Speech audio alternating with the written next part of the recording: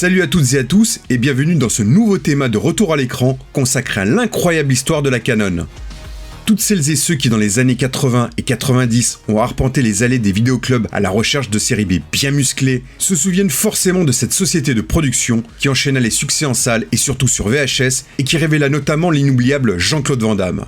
Elle parviendra également à débaucher un temps Sylvester Stallone et relança la carrière de Chuck Norris et Charles Bronson. Durant 2 épisodes, je vais vous raconter la grandeur puis la décadence de cette firme qui tenta aussi de se faire une petite place parmi les grands en collaborant avec Godard, Cassavetes ou Konchalovsky. La Canon qui, malgré la volonté farouche et l'ambition démesurée de ses 2 présidents, ne décollera jamais son étiquette de film à petit budget et finira par disparaître au milieu des années 90. Je reviendrai également plus en détail dans une 3e partie sur certains des films phares du studio. Bienvenue dans l'incroyable histoire de la Canon. Canon Films, the company of the future.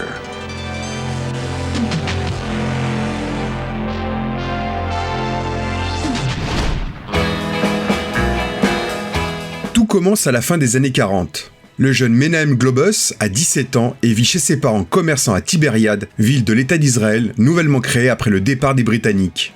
Il rêve de cinéma, mais la première guerre israélo-arabe éclate. En même temps qu'elle alertait l'attention mondiale, la bataille de Palestine a déchaîné les passions arabes. En grande solennité, le roi de Transjordanie, Abdallah, a donné le signal de l'invasion en allant prier à la mosquée pour le succès de ses armes. L'armée transjordanienne a franchi le Jourdain et a vu un jour se découper sur l'horizon les murailles de Jérusalem.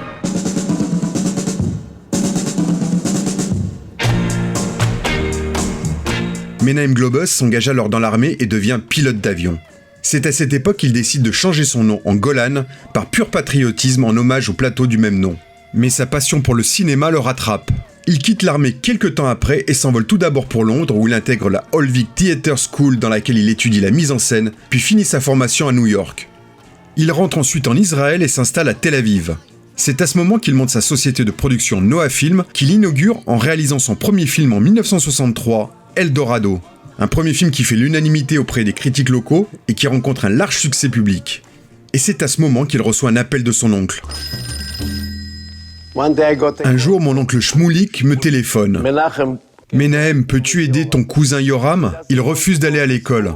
Il préfère vendre des tickets à la caisse de mon cinéma. » Alors je lui ai dit, tu sais quoi ? Envoie-le-moi à Tel Aviv et je verrai ce que je peux faire. Son cousin Yoram débarque donc à Tel Aviv et se voit confier par Menahem Golan la gestion financière ainsi que la distribution au sein de Noah Film. Les 2 hommes à la tête de la société ont donc chacun leur rôle. L'argent, c'est Yoram qui s'en occupe, la production, c'est Menahem. Rapidement, ils enchaînent les tournages et deviennent les rois du cinéma israélien. Les films produits par Noah Film remplissent les salles du pays et l'argent coule à flot. Mon Dieu, c'est le public. Les spectateurs qui passent un bon moment, qui rient et qui pleurent, qui sont émus et qui achètent des billets. Ils achètent des billets parce qu'ils veulent voir ton film, raconte Menahem.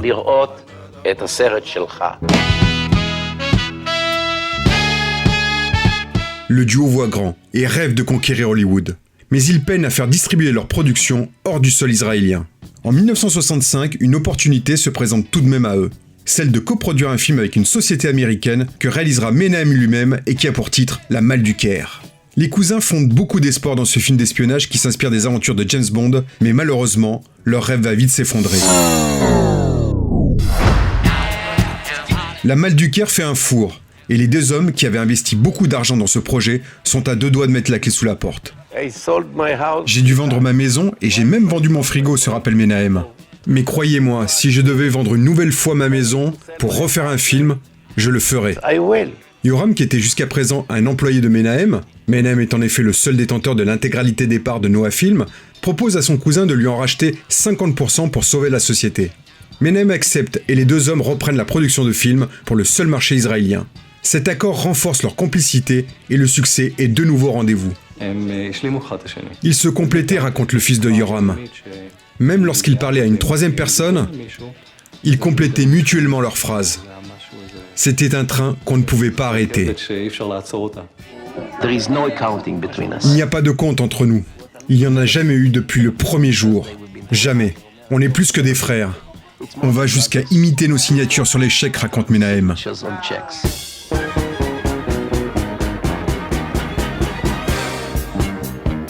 C'est en 1978 que leur carrière va connaître un nouveau tournant. Malgré les réticences d'un Menahem au caractère très traditionnaliste, le duo sous l'impulsion de Yoram sort Jukebox, une comédie adolescente assez osée, inspirée cette fois-ci d'American Graffiti de George Lucas et réalisée par l'un de leurs poulains, le réalisateur Boaz Davidson. Si le film fait scandale auprès des critiques, c'est un véritable raz-de-marée dans les salles sur tout le territoire israélien. Le pays compte à cette époque 3,5 millions d'habitants, et c'est plus de 1 300 000 personnes qui vont se précipiter dans les salles pour voir Jukebox. Les cousins se disent alors qu'il y a de très fortes chances que le film puisse attirer également les spectateurs du monde entier. Ils débarquent alors au marché du film de Milan dans l'espoir de vendre Jukebox au marché international. La salle de projection était comble, se souvient Yoram. Et soudain, en plein milieu du film, les gens se sont levés. Je voulais pleurer, je me suis dit mais qu'est-ce qui se passe ? En Israël, ça a été un tel carton ? Les gens n'aiment pas mon film ici ? Est-ce que je suis devenu fou ? En fait, ils étaient sortis au milieu du film pour acheter le film, pour arriver avant leurs concurrents. Le succès de ce film, sous bien des aspects, a été le pont vers l'Amérique. Menahem et Yoram vont donc enfin pouvoir accomplir leurs rêves.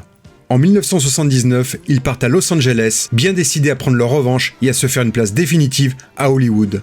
Pour cela, ils vont racheter une petite société de production spécialisée dans les séries B et séries Z. Cette société, c'est la Cannon Film. Cannon Films, the home of high-powered, high-voltage motion picture entertainment. With the screen's biggest spectacles, brightest stars, and boldest lineup of explosive entertainment. We're taking motion picture excitement over the edge and your box office over the top.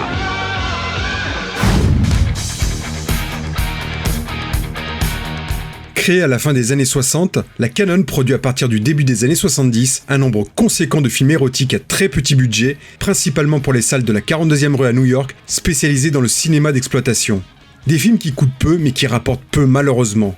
Et dans un marché qui devient de plus en plus concurrentiel à partir du milieu des années 70, la Cannon commence à peiner à monter ses productions, obligée d'augmenter les budgets pour ne pas être distancée. Peine perdue, la société se retrouve finalement en grande difficulté à l'aube des années 80. Les cousins fraîchement débarqués d'Israël vont alors profiter de la situation compliquée de la Cannon pour en faire l'acquisition. Au début, ils ont continué à faire le même genre de films, des films à petit budget avec pas mal de scènes de sexe et d'horreur, raconte l'un de leurs anciens collaborateurs. Menahem se justifiait alors. Je ne saurais que faire avec 30 millions de dollars. Je peux faire 30 films avec cette somme, mais je ne sais que faire de 30 millions pour un seul film. J'aurais l'impression d'être un criminel en dépensant tout cet argent pour un seul film. Tel Harpagon, Yoram et Menahem comptent leurs sous et font fonctionner la société en mode low cost. Tout l'argent qui sort est consacré uniquement à la production des films. Les employés, mal payés, doivent travailler dur au seul et unique profit des cousins. Ils contrôlent tout et décident de tout ensemble et pas toujours de manière très loyale. Gare à celui ou celle qui s'oppose à eux. Soit ils vous gâtaient et vous traitaient comme leur chouchou, soit ils menaçaient de détruire votre carrière, témoigne un ancien salarié. Les Israéliens ont ce tempérament-là. Ils faisaient tout pour obtenir ce qu'ils voulaient. Rapidement là d'enchaîner les films de seconde zone, les deux complices veulent toucher un plus large public et jouer sur un terrain plus prestigieux. Quand je faisais un film qui marchait en Israël, je me trouvais dans une salle bondée et les gens se battaient pour entrer. Je n'ai pas encore vu ça en Amérique. Et je ne le verrai pas de sitôt.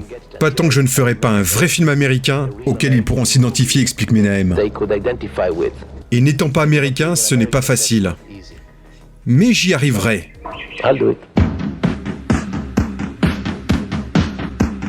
Au cours de l'année 1980, il se lance alors dans la production de Beamstar, une ambitieuse comédie musicale disco-rock surfant sur le succès du Tommy de Ken Russell que Menahem réalisera lui-même. Ils ont alors la profonde certitude que le film fera un carton. Le Beam, c'est le succès assuré. There ain't no pride, there ain't no shame, there ain't no sympathy, there ain't no blame, there ain't no pleasure, there ain't no pain. Le Beam peut tout vous apporter.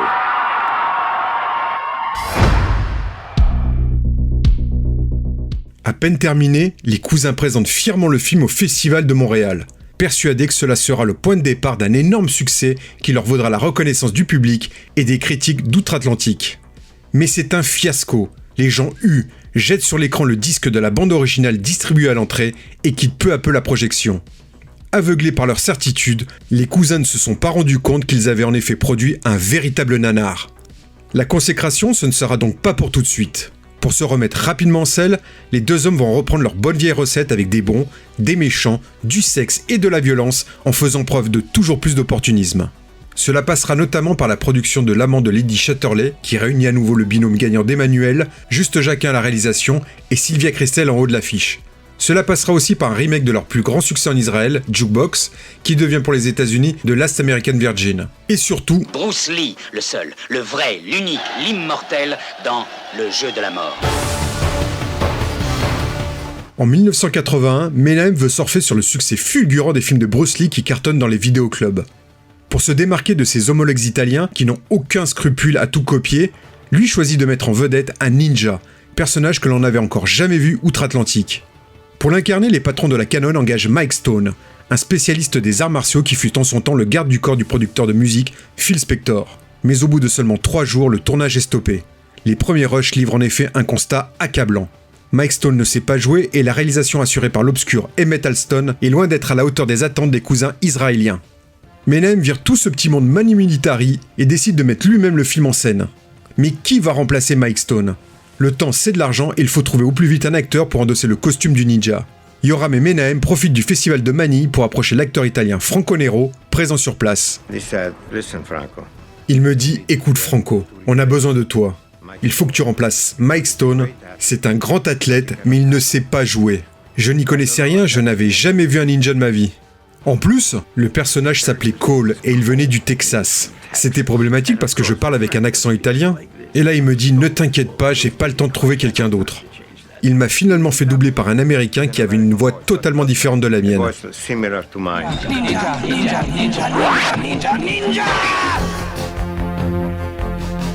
Le pari est finalement gagnant, au-delà même des espérances des deux cousins.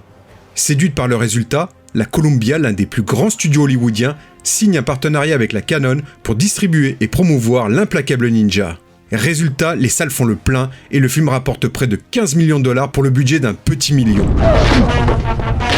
If you take on a ninja, no matter how many you are, be prepared for the consequences. Enter the Ninja from Canon. Le chapitre ninja de l'histoire du studio va logiquement connaître une longue et fructueuse suite dans les années qui suivent. Mais avant cela, les patrons de la Canon vont profiter de ce succès et de leur alliance avec la Columbia pour passer un nouveau cap. En 1982, ils vont en effet racheter les droits d'Un justicier dans la ville, l'un des plus gros cartons de l'année 1974 au producteur Dino De Laurentiis pour en produire la suite. Et c'est la Columbia qui en assurera une nouvelle fois la distribution. Yoram et Menahem ont enfin l'occasion de faire leur premier véritable film hollywoodien avec une vraie vedette, Charles Bronson. Le premier opus avait, rappelons-le, permis à Bronson de connaître enfin la consécration dans son pays après des années à arpenter les plateaux des 4 coins de l'Europe. Call him a mad vigilante. Call him a hero. Either way, he's always on target. We want you to get out of New York. Permanently. Never make a death wish.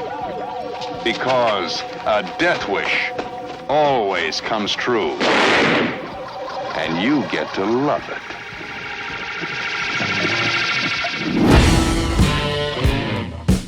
Menahem prévoit de réaliser cette suite, mais Charles Bronson insiste pour que Michael Winner, réalisateur du premier film, revienne derrière la caméra. Winner, bien connu pour son caractère brutal et son sens de la provoque, accepte aussitôt. Les trois hommes qui veulent une suite plus violente et putassière s'entendent donc immédiatement à merveille sur la direction à donner au film en poussant les curseurs à fond. Ils font appel à moi pour les explosions, les viols et les meurtres, alors que je suis un homme charmant.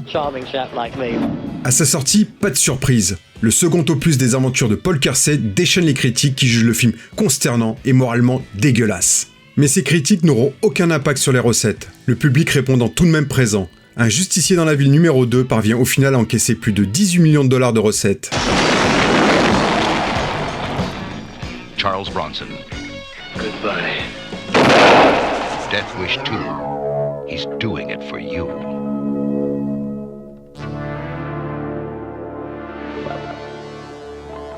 À la suite de ce succès et en vue de produire d'autres séquelles des aventures du Justicier, les cousins font logiquement signer à Bronson un contrat de plusieurs films. Entre Bronson et les ninjas, la Cannon tient là 2 usines à cash qui vont leur permettre de grandir encore en devenant partiellement indépendants.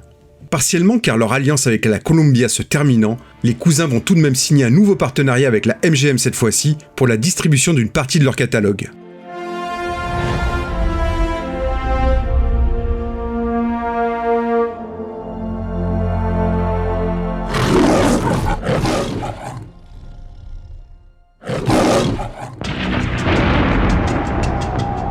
À cette époque, la MGM est au plus mal. Et cette dernière pense que cette alliance avec le petit studio qui monte va leur permettre de sortir la tête de l'eau. Soucieuse de son image, la MGM va tout de même demander à la Cannon de leur proposer, en plus de leur série B habituelle qui ont l'avantage de faire rentrer facilement du cash, des films différents et plus prestigieux. Au milieu de films d'action de qualité plus que moyenne comme Le Justicier de minuit avec Charles Bronson, Ultime Violence, la suite de L'Implacable Ninja, ou Hercule, le péplum nanardo fantastique avec Lou Ferrigno, la Cannon va donc mettre en chantier toute une série de longs métrages de genres totalement différents. Le premier, c'est Break-In. Les 2 cousins veulent profiter de la mode naissante du breakdance pour sortir au plus vite un film autour de cette danse. On s'est dit, on va faire ce film, et on va le faire vite. Car si on ne le fait pas rapidement, d'autres le feront à notre place. Comment pouvons-nous le faire vite ? Avec des Israéliens, raconte Yoram. Ils font alors appel à l'un de leurs vieux complices, le réalisateur Joel Silberg, pour le mettre en scène. Mon téléphone a sonné à 2h du matin. On ne s'était pas parlé depuis des années. J'aurais pensé entendre « Pardon, je te réveille ». Pas du tout. La première phrase de Menahem a été « Joel, tu connais le breakdance ?» Je lui dis « Tu parles de ces types qui dansent sur leur tête ?»« Oui, c'est ça. Saute dans un avion et viens. » Silberg débarque donc à Los Angeles pour démarrer dans la foulée le tournage, sans aucune préparation et surtout sans aucun scénario. Le film doit en effet sortir impérativement avant un autre long métrage, Beat Street, également sur le breakdance, produit lui par la société Orion. Silberg n'a donc que 12 semaines pour boucler son film. Menahem a eu ces mots, « Battons Beat Street ». C'était une course contre la montre pour faire le premier film sur le breakdance.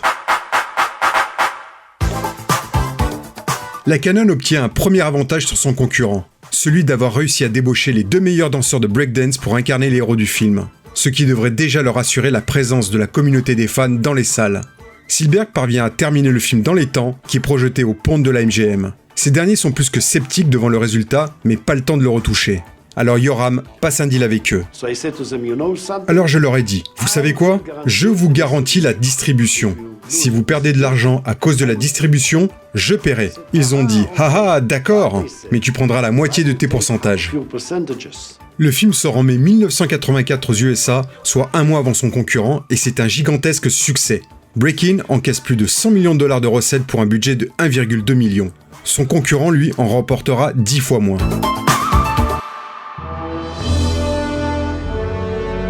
Si les recettes de Break-In sont plus que satisfaisantes malgré la qualité discutable du film, la MGM attend toujours le film à grand spectacle qu'elle a réclamé à la Cannon. Menahem et Yoram vont alors dégainer Sahara, avec Brooke Shields en tête d'affiche. Un film d'aventure produit pour 25 millions de dollars, la plus grosse somme dépensée jusque-là par la Cannon. Les cousins s'assurent la présence d'Andrew McLaglen derrière la caméra, un solide artisan britannique à qui l'on doit notamment Les Oies Sauvages, film dont je vous avais déjà parlé dans un précédent épisode. Brooke Shields est alors une véritable star, et tous les voyants sont au vert pour un succès assuré. The romantic adventure of the year. Brooke Shields, Lambert Wilson, Sahara. Menahem s'emballe à tel point qu'il voit le film et son interprète remporter un Oscar. Malheureusement, à cause d'un scénario débile et fourre-tout, et d'une actrice pas vraiment crédible en Belle du désert, le film déçoit la MGM qui le trouve carrément nul. Et elle a vu juste. Le film sort en salle en mars 1984 et c'est un véritable flop, ne rapportant qu'un peu plus d'1 million de recettes. Menahem aimait mélanger des concepts totalement incompatibles. Tel Frankenstein, il piochait des idées dans plein de films, et le résultat était monstrueux. Raconte l'un de ses anciens collaborateurs. Les autres expériences ne donneront pas plus de satisfaction à la MGM, notamment le 3e opus de la saga des ninjas. Un opus totalement improbable mixant arts martiaux, aérobic et possession, qui fera lui aussi un flop. Autre gadin, la suite totalement ratée de Breakin, qui rompt avec l'univers du premier film et qui fera fuir les fans de breakdance. Mais c'est surtout Bolero, un film érotique mettant en scène la sculpturale Bo Derek et réalisé par son mari, qui va sceller le sort de l'alliance entre la Canon et la MGM. Un long métrage jugé affligeant par les deux studios, que Menahem va tout de même tenter de sauver avec des méthodes bien à lui. On a commencé à recevoir des lettres de Menahem disant que le film n'était pas assez chaud, raconte Bo Derek. Mais c'était déjà très limite. Il y avait déjà suffisamment de scènes d'amour et des scènes de nu. Je suis allé montrer le film à Frankie Ablantz, le patron de la MGM, et je lui ai dit « C'est compliqué avec Menahem, il veut un film plus chaud, alors qu'il est déjà assez chaud comme ça. » Et Ablantz lui répond que même en l'état, le film est extrêmement mauvais. Bo Derek stars as an international adventurous in the film that shocked America, Bolero. It's an experience you'll never forget. Face à ce fiasco, Menahem Golan organise une conférence de presse avant même la sortie du film, et s'en prend au couple Derek, accusé de n'avoir voulu en faire qu'à leur tête. Sans surprise, Bolero devient la risée des critiques et des quelques spectateurs qui se sont déplacés en salle pour voir cet ovni. La MGM rompt définitivement son contrat avec la Canon à la fin de l'année 1984, lassée par les méthodes de Menahem et lassée surtout de ne distribuer que des navets selon elle. Des échecs et une rupture qui ne vont bien évidemment pas bousculer les certitudes de Yoram et Menahem, qui traînent désormais une terrible réputation à Hollywood. Les célèbres critiques Gene Siskel et Robert Ebert estiment que Menahem Golan et Yoram Goebbels n'ont que faire du cinéma. Ils sont juste là pour faire du business. Ce sont des vendeurs de tapis. À ce jour, ils n'ont pas produit ce que j'appellerais un vrai bon film. Ils ne respectent pas les règles du jeu hollywoodien. Ce sont des hommes pragmatiques qui font des films comme on les fait chez eux. Et surtout pas comme les Américains. Menahem se justifie. À Hollywood, on passe plus de temps à bavasser qu'à tourner. Nous, on tourne beaucoup de films, et on est connus pour ça. Certains de nos films sont meilleurs que d'autres, mais on est productif. Les autres studios avaient de longs processus de développement de scénario. Parfois 20 versions qui finalement donnaient lieu à un meilleur script, ou alors on rentrait dans l'enfer du développement. Et le film ne se faisait jamais.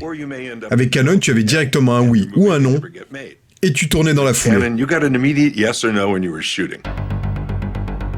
Si les deux hommes ne vont pas vraiment chercher à s'adapter au système hollywoodien, Menahem et Yoram vont tout de même devoir trouver une solution pour faire revenir le public dans les salles après une belle série d'échecs. Charles Bronson ne peut en effet pas assurer seul les recettes du studio. C'est là qu'un certain Chuck Norris vient frapper à la porte de la Canon. Lassé de jouer les karatékas, il veut se spécialiser dans le film d'action. Menahem, pas vraiment convaincu par les talents d'acteur de Norris, se laisse tout de même convaincre par le producteur Lance Hull, un ami de Chuck, de faire signer un contrat de 5 films au célèbre karatéka moustachu. Pour rassurer la Canon, Hull tournera lui-même le premier film qui aura pour cadre la guerre du Vietnam. On voulait mettre ses talents à profit. C'est la première fois qu'un film de guerre avec explosion et fusillade comportait des arts martiaux, explique l'un des cadres de la Canon.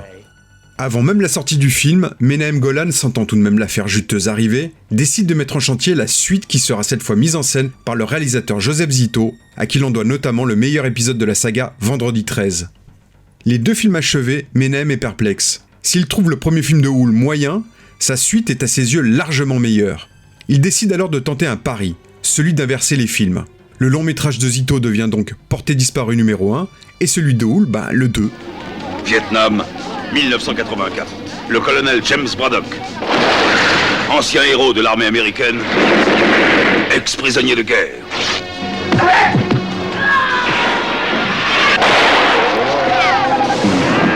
Un homme qui ne peut oublier ses anciens compagnons, détenus dans la jungle indo-chinoise. Pour James Braddock, la guerre sera terminée quand le dernier soldat américain sera de retour. Chuck Norris, Portée disparue.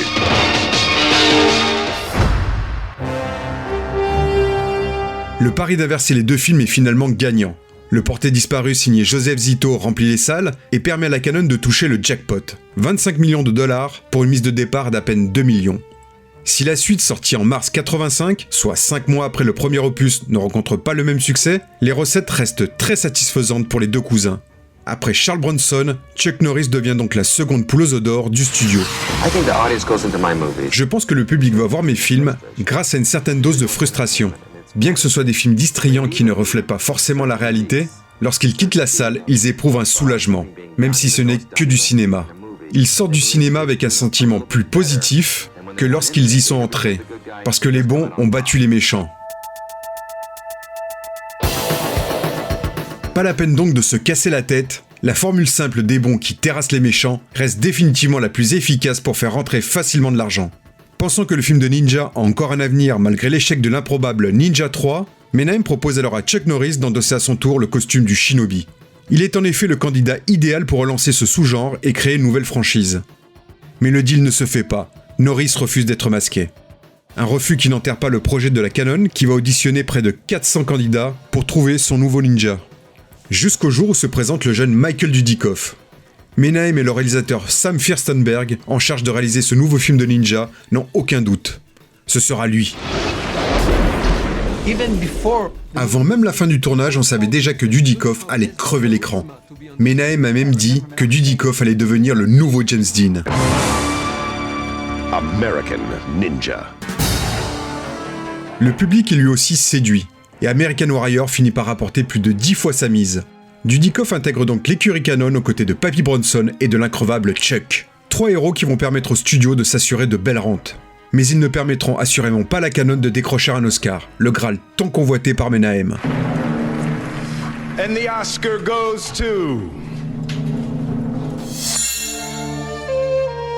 Pour poursuivre cette quête à la fameuse statuette, la Canon va alors ouvrir ses portes à des auteurs reconnus, mais qui peinent en ce milieu des années 80 à trouver un producteur. Les réalisateurs du nouvel Hollywood qui ont permis au cinéma américain de prendre un nouvel élan après une crise majeure au début des années 70 sont pour certains devenus depuis persona non grata, surtout depuis l'échec majeur des Portes du Paradis de Michael Cimino en 1980. Parmi les grands auteurs qui éprouvent désormais les plus grandes difficultés à monter un projet, il y a John Cassavetes. Le metteur en scène de Opening Night a depuis quelques années dû en effet retourner au théâtre, faute de pouvoir justement continuer à exercer son métier de réalisateur de films. La Canon va lui permettre de faire naître celui qui sera considéré comme l'un de ses meilleurs films, Love Streams. Si les relations entre John Cassavetes et Menahem Golan vont s'avérer compliquées, ce dernier laisse toute la liberté nécessaire au réalisateur pour faire le film qu'il a en tête. Pour la première fois, la Canon n'intervient pas sur la création du film, raconte Al Ruban, le chef opérateur de Love Streams. Ils n'en avaient surtout pas intérêt, car ils auraient perdu John dans la minute. Si le film n'est finalement pas en course pour un Oscar, il obtient tout de même l'Ours d'Or, la récompense suprême au Festival de Berlin. Une première étape qui va inciter Menahem à faire appel à d'autres auteurs, comme le réalisateur russe Andrei Konchalovsky. Je crois que c'est Tom Pollock, l'ancien patron d'Universal, qui m'a présenté Menahem dans un bar. Il lui a dit « Tu devrais parler à ce jeune homme ». Et Menahem m'a dit « Viens demain dans ma chambre ». Je suis donc allé dans sa chambre d'hôtel. Il était en slip, en train de se raser. Il m'a dit alors ok, raconte-moi ton histoire. J'ai commencé à lui raconter l'histoire que j'avais en tête. J'ai improvisé une histoire russe, que j'avais déplacée quelque part en Yougoslavie. Mais il m'a vite interrompu, en me disant « Mets cette histoire en Amérique et on en fera quelque chose. Réfléchis et reviens me voir. » Avant même de boire mon café, j'avais déjà compris que je devais me plier à sa volonté si je voulais faire un film. C'est ce que Konchalovsky fera, et c'est ce qui lui permettra de tourner Maria's Lover avec Natasha Kinski. Si le film reçoit des critiques positives, il ne sera pas lui non plus en lice pour les Oscars. Les cousins vont alors se tourner vers le réalisateur italien Franco Zeffirelli, qui tournera pour eux une adaptation de Othello. Plus inattendus, ils se tourneront également vers Jean-Luc Godard pour une autre adaptation, celle du Roi Lear. La collaboration improbable entre Godard et la Canon va justement commencer de la plus improbable des façons. Quand je l'ai vu, je lui ai dit « Bonjour monsieur Godard ». La première question que je lui ai posée c'est « Que voulez-vous faire avec la Canon ?» Et il a répondu « Qu'est-ce que vous voulez faire avec Godard ?» Et je lui ai dit « Faisons un film ». Dans la foulée, Menahem et Godard dînent ensemble. Godard propose alors à Golan une adaptation de la pièce de Shakespeare. Ce dernier est d'accord et à la fin du repas, il rédige le contrat directement sur la nappe de la table qu'il fait signer au réalisateur suisse. On n'avait pas de papier mais seulement cette nappe. Mais j'ai obtenu la signature de Jean-Luc Godard. Je crois en ce projet, je suis sûr que ce sera un film génial. Quelle ne fut pas la surprise de la Canon quand elle découvre le résultat. Un film invraisemblable, tourné n'importe comment, que Menahem va prendre comme un véritable affront personnel. Un ratage complet qui n'empêchera pourtant pas le film d'être sélectionné au Festival de Cannes, tout comme le sera le Othello de Zeffirelli ou Runaway Train, seconde collaboration entre la Canon et Andrei Konchalovsky. Si les portes des Oscars restent fermées pour la Canon, celles du plus grand festival de cinéma au monde s'ouvrent en grand pour Menahem et Yoram, qui vont surtout profiter du marché international du film pour étendre leur business.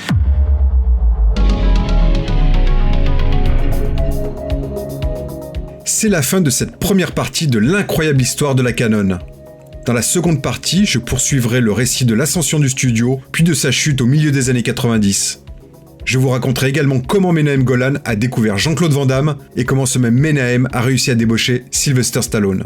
A très vite pour la suite de l'incroyable histoire de la Canon. Si je devais résumer ma vie aujourd'hui avec vous, je dirais que c'est d'abord des rencontres. C'est vrai que je ne vis que pour le cinéma. Pour être aimé, il faut être aimable. Vous voulez un chocolat? C'était pas ma guerre. Back in full force. Quelle est votre devise? Je m'appelle Bond. James Bond. Vous délirez totalement là. C'est ça qui permet de voyager à travers le temps. La vie a plus d'imagination que nous. J'espère que je ne vous apprends rien. Vous êtes un mélancolique. Mélancolique, mon cul.